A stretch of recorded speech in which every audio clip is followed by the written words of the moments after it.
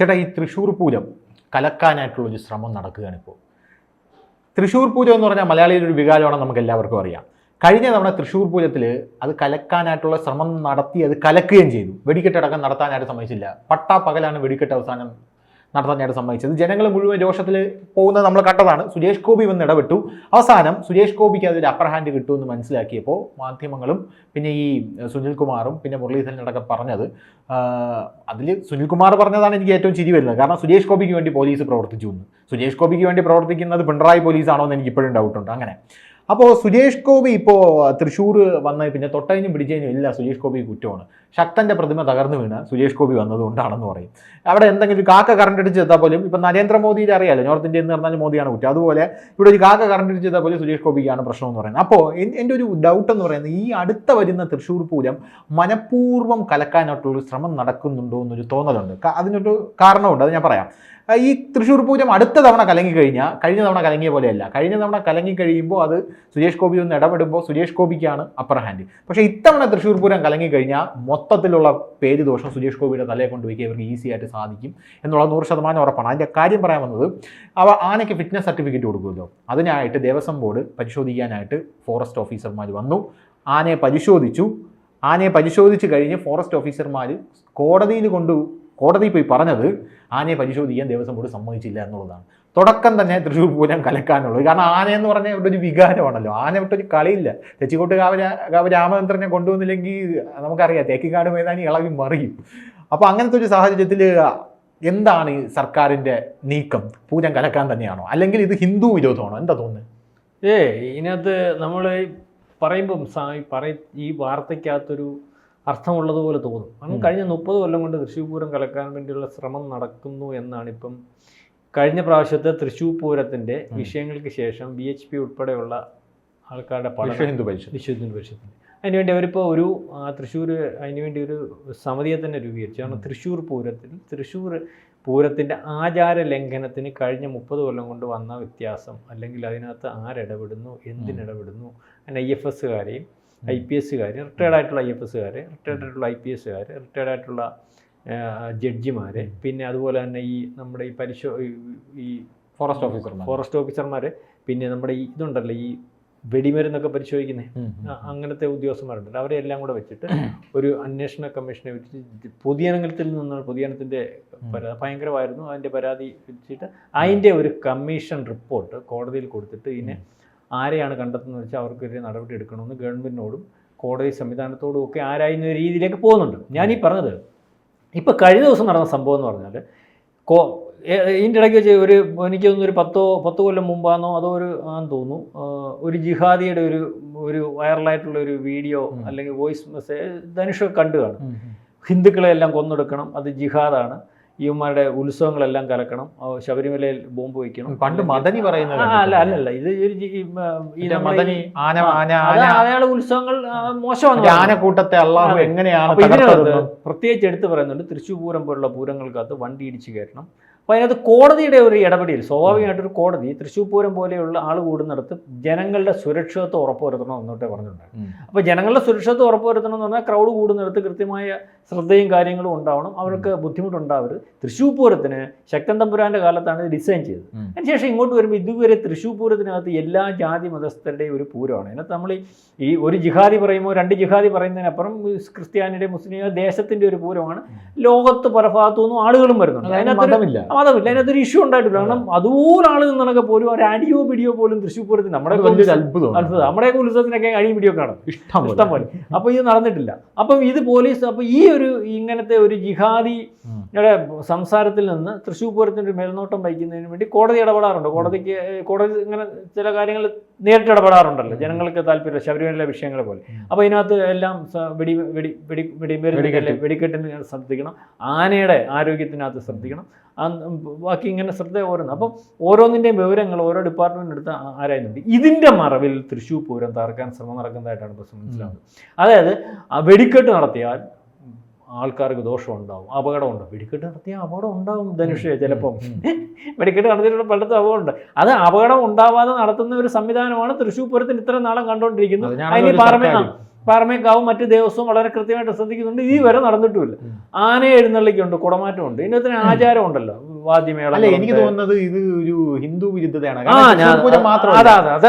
ആറ്റുകാൽ പൊങ്കാല വരുമ്പോഴും ഇത്തരത്തിലുള്ള ചെറിയ ചൊറിച്ചിലുകൾ പുറത്തു വരും. അതാണ് ഞാൻ പറയാൻ പറ്റുന്നത്. അപ്പോൾ ഇതൊരു വലിയ ദേശീയ ഉത്സവമാണ്.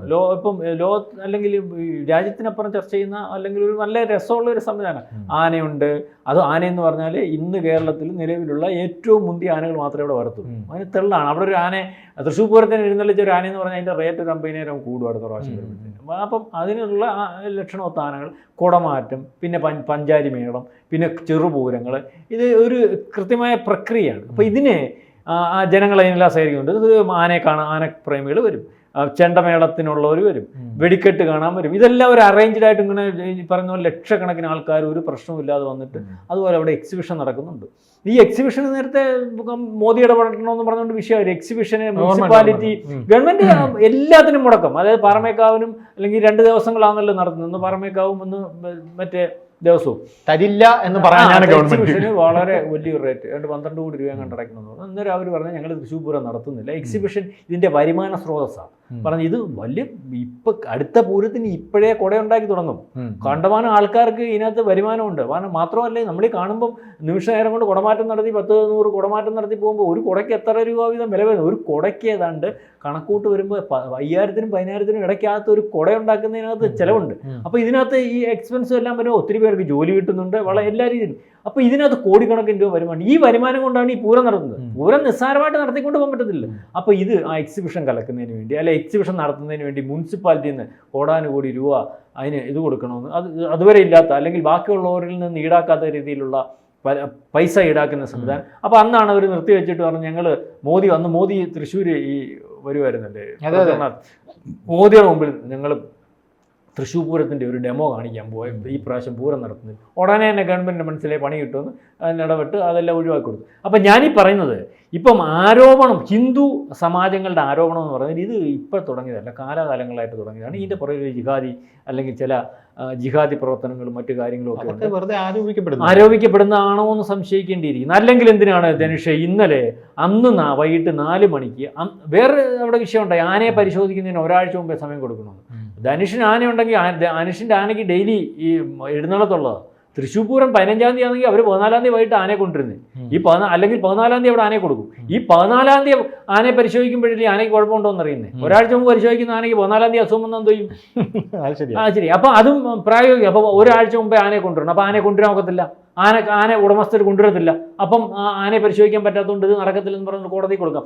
മാത്രമല്ല 4 മണി തൊട്ട് 12 മണി വരെ ഈ 2 ദിവസങ്ങളും ആനയെ പരിശോധിക്കുന്നതിന് സംവിധാനം ഉണ്ടാക്കി കൊടുക്കുകയും അഭിഭാഷക കമ്മീഷൻ ഉൾപ്പെടെ ഉള്ളവർ ഇത് ബോധ്യപ്പെട്ട് റിപ്പോർട്ട് കൊടുക്കണമെന്നാണ് കോടതി. അത് ആ റിപ്പോർട്ട് അവിടെ ഉള്ളപ്പോഴും അതിൻ്റെ വിഷ്വൽ മീഡിയ ഉള്ളപ്പോഴും ഫോട്ടോ ഉള്ളപ്പോഴുമാണ് ഇന്നലെ കൊണ്ടുവന്ന് ഫോറസ്റ്റ് ഉദ്യോഗസ്ഥർ ഇതിന് ദേവസ്വം അനുമതി കൊടുത്തില്ലെന്ന് പറഞ്ഞു. അനുമതി കൊടുത്തു, പക്ഷേ കൊടുത്തതിന് തെളിവ് ഉൾപ്പെടെ അവർക്ക് നാളെ ഒരു കോടതി അങ്ങനെ പറഞ്ഞപ്പം കോടതിയിൽ നാളെ കാലത്ത് പറഞ്ഞാൽ പോരെ, തൃശ്ശൂർ പൂരം നടത്താൻ അല്ലെങ്കിൽ ആനയെ ഒഴിവാക്കണം, അല്ലെ ഒരാനയെ വെച്ച് നടത്തിയാൽ മതി. പൂരം പൊളിഞ്ഞോ? വെടിക്കെട്ട് വേണ്ട, പൂരം പൊളിഞ്ഞോ? പഞ്ചാരി മേളം വേണ്ട, പൂരം പൊളിഞ്ഞോ? ചെറുപൂരങ്ങൾ വേണ്ട, പൂരം പൊളിഞ്ഞോ? അങ്ങനെയുണ്ട്. നല്ല ഇത് തന്നെ ശബരിമലയിൽ നടന്നുകൊണ്ടിരിക്കുകയാണ്.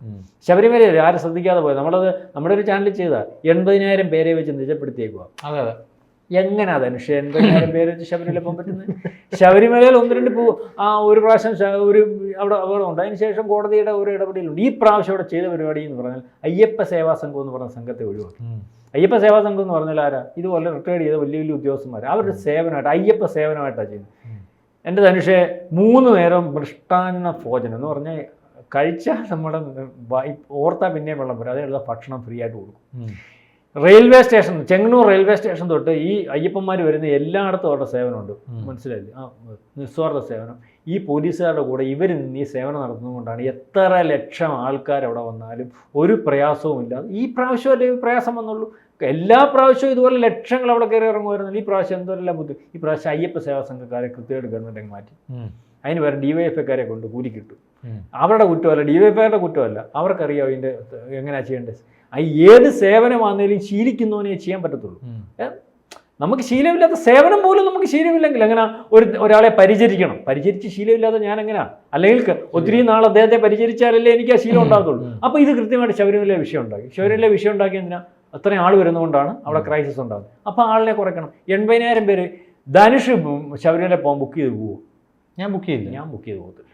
എനിക്ക് ശബരിമല പോകാനുള്ള ഇതുകൊണ്ടല്ല, ബുക്ക് ചെയ്യുന്ന ദിവസം ചിലപ്പോൾ നമുക്ക് പോകാനൊക്കത്തില്ല. ഇപ്പൊ പിന്നെ പോയ ഒരുപാട് റെസ്ട്രിക്ഷൻസ്. അപ്പം ഇവിടുന്ന് ഈ രീതിയിൽ 80,000 പേര് വെളിയിൽ നിന്ന് ഈ ബുക്ക്. അല്ല, കഴിഞ്ഞ ദിവസം വേറൊരു കാര്യം ചേട്ടൻ കണ്ടായിരുന്നോ? കഴിഞ്ഞ ദിവസം ഇപ്പോൾ ശബരിമലയിൽ എന്ന് പറഞ്ഞാൽ ഒരു സമയത്ത് കോവിഡ് ആയ സമയത്ത് നിലയ്ക്കൽ വരെ നമ്മുടെ സ്വന്തം വണ്ടിയിൽ പോവാം. അത് കഴിഞ്ഞ് KSRTC ബസ്സിൽ നിർബന്ധമായിട്ട് പോയിരിക്കണം. ഈ കോവിഡ് വരുമ്പോൾ KSRTC ബസ്സിനകത്ത് കുത്തി നിറച്ച് പോവാതെ സ്വന്തം വണ്ടി പോയി കഴിഞ്ഞാൽ ഒരു സോഷ്യൽ ഡിസ്റ്റൻസിങ് എങ്കിലും ഉണ്ടാവും. ഇത് KSRTC ബസ്സിനകത്ത് തന്നെ പോകണം. ഇപ്പോൾ കഴിഞ്ഞ ദിവസം ഗണേഷ് കുമാർ ഉത്തരവ് ഇറങ്ങിയിരിക്കുന്നത് തമിഴ്നാട്ടിൽ കേരളത്തിലെ വണ്ടികൾക്ക് പിഴയിടുന്നു KSRTC. അതുകൊണ്ട് കേരളത്തിലും പിഴയിടും. എങ്ങനെയാണ് പിഴയിടുന്നത്? ശബരിമല സീസൺ വരികയല്ലേ, അതുകൊണ്ട് അവിടെ നിന്ന് ഇങ്ങോട്ട് വരുന്ന അയ്യപ്പന്മാർക്ക് പിഴയിടാം. അവിടെയും ശബരിമലയാണ്. വേറെ കാര്യം ഞാൻ പറയുമ്പോൾ ഇപ്പം തന്നെ ഇതിനകത്ത് ശബരിമല കാര്യം 80,000 പേരെ വെച്ച് നിജപ്പെടുത്തുന്നു. ഈ 80,000 പേരെ വെച്ച് നിജപ്പെടുത്തിയാൽ ശബരിമല ആൾ കുറയും. കാരണം ലോകത്തിൽ ഏറ്റവും കൂടുതൽ ആൾക്കാർ വരുന്ന മക്കയെ മറികടന്ന് 2000-ൽ ലോകത്തിൽ ഏറ്റവും കൂടുതൽ ആൾക്കാർ ഒന്നിച്ചു കൂടുന്ന, ഭക്തജനങ്ങൾ ഒന്നിച്ചു കൂടുന്ന, അല്ലെങ്കിൽ ഇതുപോലെ ആരാധനയിലും കേരളത്തിലെ വടക്കേ തെക്കേ ഇന്ത്യയിലെ കേരളമാണ്. ഇത് 2000-ൽ ഇതിനെ മറികടന്നു. മക്കയായിരുന്നു, 30 ലക്ഷം പേരായിരുന്നു. ഇതിനെയൊക്കെ മറികടന്ന് കോടിക്കണക്കിന് അന്ന് തുടങ്ങിയ സോക്കേടാണ്. നിങ്ങൾ പറഞ്ഞു ഇപ്പോൾ ശബരിമലയിൽ ഗണേഷ് കുമാർ പറഞ്ഞ കാര്യം പറയുമ്പോൾ ഞാനൊരു കാര്യം ഓർപ്പിക്കാം. ശബരിമല സീസൺ വരുമ്പോൾ പല സമരങ്ങളും നടക്കുന്നുണ്ട്. അത് ശ്രദ്ധിച്ചിട്ടുണ്ടോ? അതായത് മുല്ലപ്പെരിയാർ അന്നേരം പൊട്ടും. മഴ ഇപ്പോഴാ മഴ, മുല്ലപ്പെരിയാർ പൊട്ടത്തില്ല.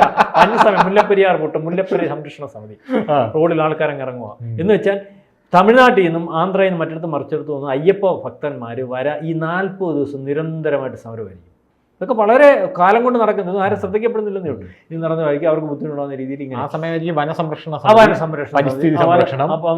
ഇങ്ങനെ ഇതിൻ്റെ കുറേ, അതായത് വളരെ കൃത്യമായിട്ട് തൃശ്ശൂർ പൂരം പോലെ ഇപ്പോൾ 2 കാര്യം നമ്മളെടുത്ത് കേരളത്തിലെ ഏറ്റവും പ്രധാനപ്പെട്ട ശബരിമല പോലെയുള്ള സംവിധാനങ്ങൾ, അവിടെ നടന്ന ആചാരങ്ങളെ ലംഘിച്ച് അല്ലെങ്കിൽ അവിടെ ഭക്തജനങ്ങൾക്ക് കൃത്യമായിട്ട് വന്ന് കാര്യങ്ങൾ നടത്തി പോകുന്നതിനകത്ത് വിഘ്നങ്ങളുണ്ടാക്കി ഈ തീർത്ഥാടന കേന്ദ്രത്തെ ഒക്കെ നമ്മൾ മുമ്പേ ഒരു ടോക്കിനകത്തിട്ട് ട്രംപിൻ്റെയും മോദിയുടെയും കാര്യം പറഞ്ഞ പോലെ ഇതിനെ ബുദ്ധിമുട്ടുണ്ടാക്കി ഇതൊക്കെ താർക്കാൻ വേണ്ടിയുള്ള ശ്രമം നടക്കുന്നുണ്ട്. ഇതൊക്കെ ശരിക്കും പറഞ്ഞാൽ സാധാരണക്കാരനിടയിൽ ശ്രദ്ധിക്കാതെ പോകുന്ന ഒരു കാര്യമാണ്, അല്ലെങ്കിൽ ഹിന്ദുക്കളുടെ ശ്രദ്ധിക്കാതെ പോകുന്നതാണ്.